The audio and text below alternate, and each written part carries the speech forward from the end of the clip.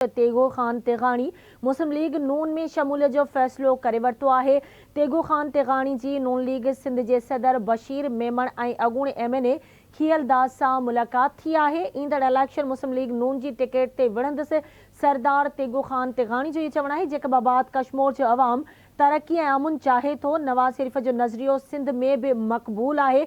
बशीर मेमण जो इहो चवणु आहे त मुस्लिम लीग नून जो विजन तरक्की याफ़्ता सिंध आहे। वधीक सरप्राइज़ ॾींदासीं।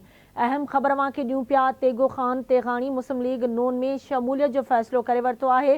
तेगो खान तिगाणी जी नून लीग सिंध जे सदर बशीर मेमण ऐं अॻूणे MNA खियलदास सां मुलाक़ात थी आहे।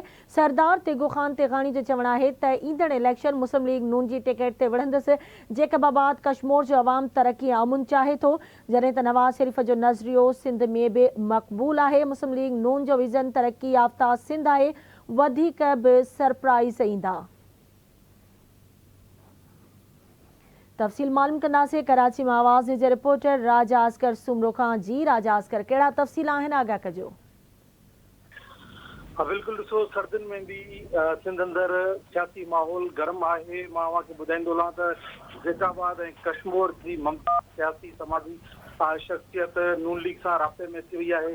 सरदार तेगो खान तिगाणी जेको आहे नून लीग जे सिंध जे सदर बशीर मेमण ऐं अॻूणे क़ौमी असेंबली जे मेंबर खियलदास कोहिस्तानी सां मुलाक़ात कई आहे।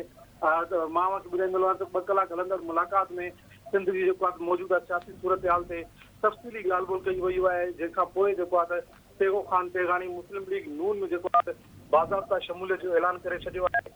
संदन चवण इहो त ईंदड़ जेके आम चूंडियूं आहिनि उनमें मुस्लिम लीग नून जी जेको आहे टिकट ते इलेक्शन विढ़ंदमि ऐं अवाम जा जेके मसइला आहिनि उहे जेको आहे त हल कया वेंदा। उन सां गॾोगॾु संदन जो वधीक चवण इहो त कश्मीर ऐं ज़ैकाबाद जेकी अवाम आहे उहा तरक़ी ऐं अमन जे हवाले सां तमामु पुठिते पयल आहे। इंशाअल्लाह इक़्तिदार में अची करे अवाम खे अमन अमाल जी बहाल कराईंदासीं ऐं पिणु उते जेको आहे तरक़ियाती कम बि कराईंदासीं। जी।